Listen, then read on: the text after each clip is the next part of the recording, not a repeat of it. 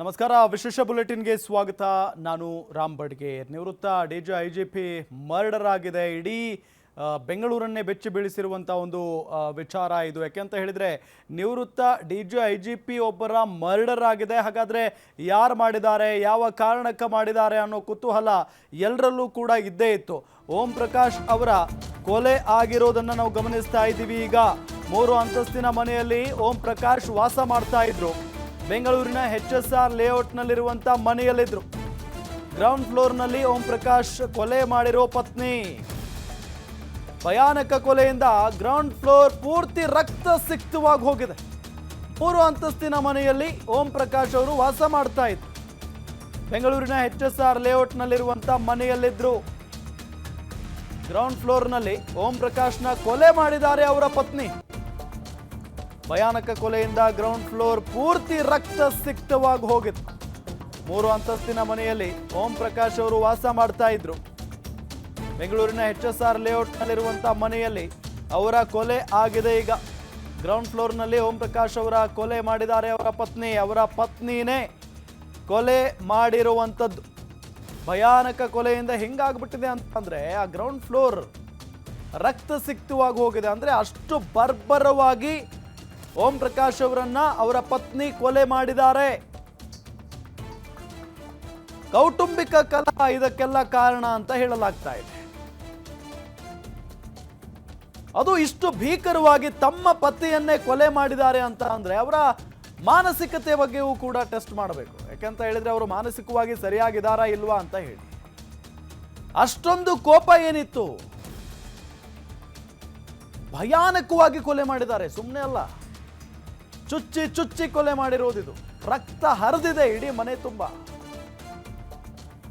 ಬೆಂಗಳೂರಿನ HSR ಲೇಔಟ್ನಲ್ಲಿರುವಂಥ ಮನೆ ground floor ರಕ್ತ ಸಿಕ್ತವಾಗಿ ಹೋಗಿದೆ. ಹೌದು, ನನ್ನ ಗಂಡನನ್ನ ಕೊಲೆ ಮಾಡಿದ್ದು ನಾನೇ ಅಂತ ಒಪ್ಕೊಂಡಿದ್ದಾರೆ. ಪೊಲೀಸರ ಮುಂದೆ ತಪ್ಪೊಪ್ಪಿಕೊಂಡಿದ್ದಾರೆ ಪತ್ನಿ ಪಲ್ಲವಿ. ವಿಚಾರಣೆ ವೇಳೆ ಓಂ ಪ್ರಕಾಶ್ ಪತ್ನಿ ಪಲ್ಲವಿ ತಪ್ಪೊಪ್ಪಿಗೆ. ಪಲ್ಲವಿ ವಿಚಾರಣೆ ನಡೆಸಿ DCP ಸಾರಾ ಫಾತಿಮಾ ತಿಳಿಸಿರುವಂತ ವಿಚಾರ ಇದು.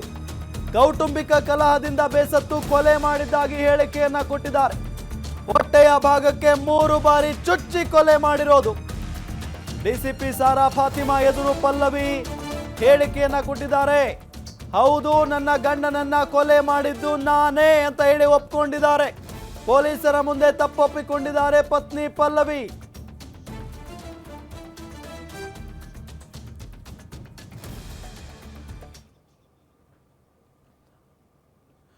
ನಿವೃತ್ತ ಪೊಲೀಸ್ ಮಹಾನಿರ್ದೇಶಕರು ಶಂಕರ್ ಬೆದ್ರಿ ಅವರು ನಮ್ಮ ಜೊತೆಗೆ ಸಂಪರ್ಕದಲ್ಲಿದ್ದಾರೆ. ಸರ್ ನಮಸ್ಕಾರ. ನಿಮಗೆ ವಿಚಾರ ತಲುಪಿದೆ ಅಂತ ಅನ್ಕೊಳ್ತೀನಿ. ಮೊದಲಿಗೆ ಏನು ಹೇಳಕ್ಕೆ ಬಯಸ್ತೀರಾ ಸರ್? ಈಗ ನನಗೆ ಸಾಯಂಕಾಲ ವಿಷಯ ಗೊತ್ತಾಯ್ತು. ತುಂಬಾ ಆಘಾತಕಾರಿಯಾದಂತ ಒಂದು ವಿಷಯ.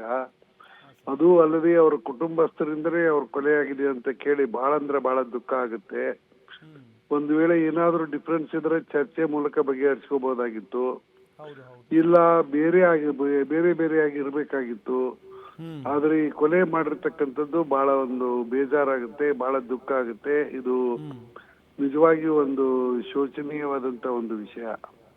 ನೋಡಿ ಸರ್, ಈಗ ವಿಚಾರಣೆ ಸಂದರ್ಭದಲ್ಲಿ ಒಪ್ಕೊಂಡಿದಾರಂತೆ, ಹೌದು ನಾನೇ ಕೊಲೆ ಮಾಡಿದ್ದೀನಿ ಅಂತ ಹೇಳಿ. ಅಂದ್ರೆ ಅಷ್ಟೊಂದು ಕೋಪ ಹೆಂಗ್ ಸರ್ ಒಬ್ಬ ವ್ಯಕ್ತಿಗೆ ಅಂತ? ಗೊತ್ತು, ಅವ್ರು ನೇರವಾಗಿ ನನಗೆ ಯಾವಾಗ್ಲೂ ನನ್ನ ನಿಯಂತ್ರಣದಲ್ಲಿ ಅವ್ರು ಯಾವಾಗ್ಲೂ ಕೆಲಸ ಮಾಡಿಲ್ಲ. ಮತ್ತು ಅವ್ರ ಕುಟುಂಬದ ಬಗ್ಗೆಯೂ ನನಗೆ ಹೆಚ್ಚು ಗೊತ್ತಿಲ್ಲ. ಯಾಕಂದ್ರೆ ಅವ್ರು ನಮ್ಮ ಲೊಕ್ಯಾಲಿಟಿಯಲ್ಲಿ ಇರಲ್ಲ, ಅವ್ರು HSR ಲೊಕ್ಯಾಲಿಟಿಯಲ್ಲಿ ಇರ್ತಾರೆ. ಬಟ್ ನಮ್ಮ ಓಂ ಪ್ರಕಾಶ್ ಅವರು ಒಬ್ಬ ಒಳ್ಳೆ ಅಧಿಕಾರಿ ಅಂತ ನಾನು ಯಾವತ್ತೂ ಭಾವಿಸಿದ್ದೀನಿ. ಅವರು ನನಗೆ ಪರಿಚಯ ಇದ್ರು ಚೆನ್ನಾಗಿ. ಅವ್ರ ಬಗ್ಗೆ ನಾನು ಕೆಟ್ಟದ್ದೇನು ಯಾವಾಗೂ ಕೇಳಿಲ್ಲ. ಆದ್ರೆ ಅವ್ರ ಕೌಟುಂಬಿಕ ಜೀವನದ ಬಗ್ಗೆ ನನಗೇನು ಗೊತ್ತಿರಲಿಲ್ಲ. ಓಕೆ ಸರ್, ಈಗ ಅವರೇ ತಪ್ಪೊಪ್ಕೊಂಡಿದ್ದಾರೆ ಅವರ ಪತ್ನಿ ಪಲ್ಲವಿ ಅವರು. ಏನ್ ಶಿಕ್ಷೆ? ಅದು ತನಿಖಾಧಿಕಾರಿಗಳು ಏನ್ ನ್ಯಾಯಬದ್ಧವಾಗಿ ಮಾಡ್ಬೇಕು ಅದು ಮಾಡ್ತಾರೆ. ನಾವು ಅದ್ರ ಬಗ್ಗೆ ಮಾತಾಡೋದು ತಪ್ಪಾಗುತ್ತೆ. ಓಕೆ, ಅಂದ್ರೆ ಸಹಜವಾಗಿ ಇಂಥ ಕೇಸ್ಗಳಲ್ಲಿ ಏನ್ ಶಿಕ್ಷೆ ಆಗ್ಬಹುದು ಸರ್ ಅಂತ? ಅದು ನೋಡಿ, ಅದು ತನಿಖೆ ಆಗ್ಲಿ, ಅದು ಏನ್ ಬೇಕೋ ಅದು ಮಾಡ್ತಾರೆ. ಎಲ್ಲರಿಗೂ ಏನಾಗುತ್ತೆ ಅದೇ ಆಗುತ್ತೆ. ಸರ್, ಇದು ಈ ತನಿಖೆಯ ಪ್ರೊಸೆಸ್ ಯಾವ ತರ ಇರುತ್ತೆ ಸರ್ ಅಂತ? ತನಿಖೆ ಎಲ್ಲಾ ಕೊಲೆ ಕೇಸ್ಗಳು ಹೆಂಗ್ ತನಿಖೆ ಮಾಡ್ತಾರೆ ಅದೇ ಪ್ರಕಾರ ಇದು ತನಿಖೆ ಮಾಡ್ತಾರೆ, ಏನು ಭೇದ ಭಾವ ಇರೋದಿಲ್ಲ.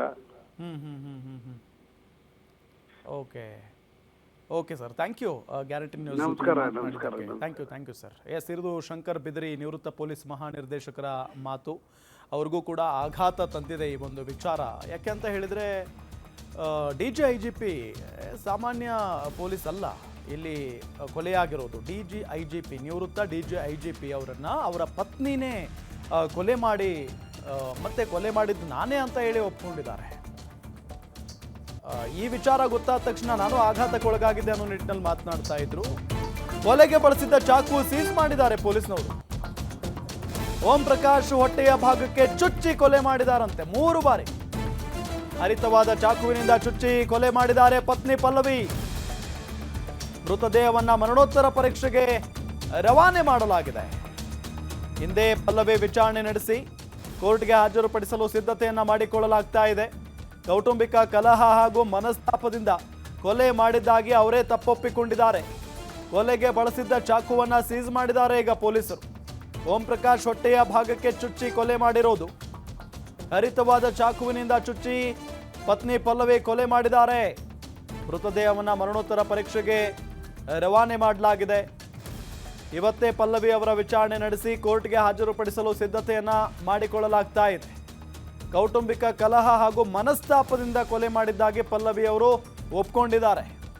ನೋಡಿ, ನಾವು ಈಗಾಗಲೇ ಶಂಕರ್ ಬಿದರಿ ಅವರ ಹತ್ರ ಮಾತನಾಡ್ತಾ ಇದ್ವಿ. ಏನೇ ಕೌಟುಂಬಿಕ ಕಲಹ ಇರಲಿ, ಜಗಳ ಇರಲಿ, ಮತ್ತೊಂದಿರಲಿ, ಮಗದೊಂದಿರಲಿ, ಸಮಸ್ಯೆಯನ್ನ ಬಗೆಹರಿಸುವ ನಿಟ್ಟಿನಲ್ಲಿ ಮಾತನಾಡ್ಕೊಳ್ಬಹುದಾಗಿತ್ತು. ಕೂತ್ಕೊಂಡು ಮಾತನಾಡಿ ಬಗೆಹರಿಸ್ಕೊಳ್ಬಹುದಾಗಿತ್ತು. ಅದು ಆಗದೆ ಹೋಗಿದ್ರೆ ಬೇರೆ ಬೇರೆ ಆಗ್ಬಹುದಾಗಿತ್ತು, ದೂರ ಆಗಿ ಬದುಕಬಹುದಾಗಿತ್ತು. ಯಾಕೆ ಕೊಲೆ ಮಾಡುವ ಹಂತಕ್ಕೆ ಇವರು ಹೋದ್ರು? ದೊಡ್ಡ ತಪ್ಪಿದು ಅನ್ನೋ ನಿಟ್ಟಿನಲ್ಲಿ ನಿವೃತ್ತ ಪೊಲೀಸ್ ಮಹಾನಿರ್ದೇಶಕ ಶಂಕರ್ ಬಿದರಿ ಅವರು ಕೂಡ ಹೇಳ್ತಾ ಇದ್ರು. ಎಕ್ಸಾಕ್ಟ್ಲಿ ಎಲ್ಲರ ಒಂದು ಅಭಿಪ್ರಾಯವೂ ಕೂಡ ಇದೇ ಆಗಿರುತ್ತೆ. ಈಗ ಸದ್ಯಕ್ಕೆ ಕೋಪದ ಕೈಗೆ ಬುದ್ಧಿ ಕೊಟ್ಟರೆ ಹಿಂಗಾಗುತ್ತೆ. ಅದೇನೇ ಆಗಲಿ, ಜಗಳ ಅವ್ರ ಜೊತೆಗೆ ಬದುಕಕ್ಕಾಗಿಲ್ಲ ಅಂತ ಅಂದರೆ ದೂರ ಇದ್ಬಿಡೋರು. ಅದನ್ನು ಬಿಟ್ಟು ಕಾನೂನನ್ನು ಕೈಗೆ ತೆಗೆದುಕೊಂಡು ಕೊಲೆ ಮಾಡುವ ಹಂತಕ್ಕೆ ಹೋಗ್ತಾರೆ ಅಂತ ಅಂದರೆ ನಿಜಕ್ಕೂ ಅನ್ಬಿಲೀವೇಬಲ್. ಅದು ಕೂಡ ಸಾಮಾನ್ಯ ವ್ಯಕ್ತಿ ಏನಲ್ವಲ್ಲ. ಓಂ ಪ್ರಕಾಶ್ ಮಗಳನ್ನ ವಶಕ್ಕೆ ಪಡೆದಿದ್ದಾರೆ ಪೊಲೀಸರು. ಈಗ ಓಂ ಪ್ರಕಾಶ್ ಮಗಳು ಕೃತಿ ಅವರನ್ನ ಪೊಲೀಸರು ವಶಕ್ಕೆ ಪಡೆದಿದ್ದಾರೆ. ವಶಕ್ಕೆ ಪಡೆದು ಠಾಣೆಗೆ ಕರೆದುಕೊಂಡು ಹೋಗಿದ್ದಾರೆ. ಕೊಲೆ ನಡೆದ ಸ್ಥಳದಲ್ಲಿದ್ದ ಓಂ ಪ್ರಕಾಶ್ ಮಗಳು ಕೃತಿ. ಹೀಗಾಗಿ ಹೆಚ್ಚಿನ ವಿಚಾರಣೆಗಾಗಿ ಕೃತಿ ಅವರನ್ನ ವಶಕ್ಕೆ ಪಡೆದುಕೊಳ್ಳಲಾಗಿದೆ. ಈಗಾಗಲೇ ಪಲ್ಲವಿ ಅವರು ಅಂದ್ರೆ DGIGP ಓಂ ಪ್ರಕಾಶ್ ಅವರ ಪತ್ನಿ ಪಲ್ಲವಿ ಒಪ್ಕೊಂಡಿದ್ದಾರೆ. ಹೌದು, ನಾನೇ ನನ್ನ ಗಂಡನನ್ನ ಕೊಲೆ ಮಾಡಿದ್ದೀನಿ. ಚಾಕುವಿನಿಂದ 3 ಬಾರಿ ಹೊಟ್ಟೆಗೆ ಇರಿದು ಕೊಲೆ ಮಾಡಿದ್ದು ನಾನೇ ಅಂತ ಹೇಳಿ ಒಪ್ಕೊಂಡಿದ್ದಾರೆ. ಅವರು ವಾಸ ಮಾಡ್ತಾ ಇದ್ದಂಥ ಮನೆ ಗ್ರೌಂಡ್ ಫ್ಲೋರ್ನಲ್ಲಿ ರಕ್ತ, ಎಲ್ಲಿ ನೋಡಿದ್ರೂ ಕೂಡ ರಕ್ತದ ಮಡು, ರಕ್ತ ಹರಿತಾ ಇದೆ. ಹಂಗೆ ಆ ರೀತಿಯಾಗಿ ಅವರನ್ನ ಬರ್ಬರವಾಗಿ ಚುಚ್ಚಿ ಕೊಲೆ ಮಾಡಿದ್ದಾರೆ ಪಲ್ಲವಿ. ವಿಚಾರಣೆಗೆ ಒಳಪಡಿಸಿದಂಥ ಸಂದರ್ಭದಲ್ಲಿ ಒಪ್ಕೊಂಡಿದ್ದಾರೆ, ಹೌದು ನಾನೇ ಕೊಲೆ ಮಾಡಿದ್ದು ಅಂತ ಹೇಳಿ.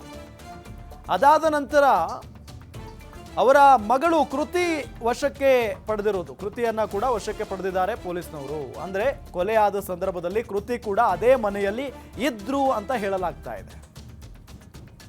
ಹಾಗಾಗಿನೇ ಹೆಚ್ಚಿನ ವಿಚಾರಣೆ ಮಾಡುವ ಸಲುವಾಗಿ ಕೃತಿ ಅವರನ್ನ ವಶಕ್ಕೆ ಪಡೆದಿದ್ದಾರೆ ಪೊಲೀಸರು ಅನ್ನೋದು ಗೊತ್ತಾಗ್ತಾ ಇದೆ.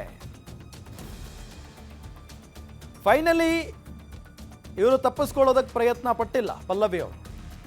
ಹೌದು, ನಾನೇ ಕೊಲೆ ಮಾಡಿದ್ದು ನನ್ನ ಗಂಡನನ್ನ, ಕಾರಣ ಕೌಟುಂಬಿಕ ಕಲಹ, ಮನಸ್ತಾಪದಿಂದ ಈ ರೀತಿಯಾಗಿ ಮಾಡಿದ್ದೀನಿ ಅನ್ನೋ ನಿಟ್ಟಿನಲ್ಲಿ ಒಪ್ಕೊಂಡಿದ್ದಾರೆ.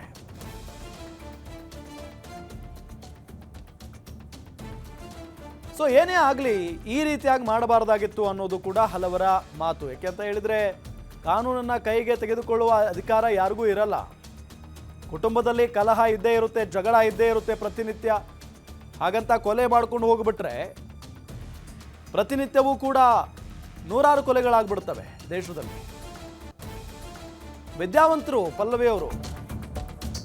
ನಿವೃತ್ತ DGIGP ಓಂ ಪ್ರಕಾಶ್ ಕೊಲೆ ಪ್ರಕರಣಕ್ಕೆ ಸಂಬಂಧಪಟ್ಟಂತೆ ಕೊಲೆ ಸಂಬಂಧ ಮಾಹಿತಿ ಪಡೆದಿದ್ದಾರೆ ಸಿಎಂ ಸಿದ್ದರಾಮಯ್ಯನವರು. ಗೃಹ ಸಚಿವ ಪರಮೇಶ್ವರ್ ಅವರಿಂದಲೂ ಮಾಹಿತಿಯನ್ನ ಸಂಗ್ರಹಿಸಿದ್ದಾರೆ. ಸಿಎಂ ಮತ್ತು ಗೃಹ ಸಚಿವರಿಗೆ ಪೊಲೀಸ್ ಕಮಿಷನರ್ ಮಾಹಿತಿಯನ್ನ ರವಾನಿಸಿದ್ದಾರೆ. ಮಾಹಿತಿ ನೀಡಿದ್ದಾರೆ ಪೊಲೀಸ್ ಕಮಿಷನರ್ ದಯಾನಂದ್. ಪ್ರಾಥಮಿಕ ಹಂತದ ಮಾಹಿತಿಯನ್ನ ನೀಡಿದ್ದಾರೆ ದಯಾನಂದ್ ಅವರು. ನಿವೃತ್ತ ಡಿಜಿ ಐಜಿಪಿ ಓಂ ಪ್ರಕಾಶ್ ಕೊಲೆ ಪ್ರಕರಣಕ್ಕೆ ಸಂಬಂಧಪಟ್ಟಂತೆ ಇಡೀ ರಾಜ್ಯವೇ ಬೆಚ್ಚಿ ಬಿದ್ದಿದೆ. ಯಾಕೆ ಅಂತ ಹೇಳಿದ್ರೆ ಅವರ ಪತ್ನಿಯೇ ಅವರನ್ನ ಕೊಲೆ ಮಾಡಿರೋದು. ಈಗ ಸಿಎಂ ಸಿದ್ದರಾಮಯ್ಯನವರು ಕೂಡ ಮಾಹಿತಿಯನ್ನ ಪಡೆದುಕೊಂಡಿದ್ದಾರೆ ಈ ಒಂದು ಕೊಲೆ ಪ್ರಕರಣಕ್ಕೆ ಸಂಬಂಧಪಟ್ಟಂತೆ.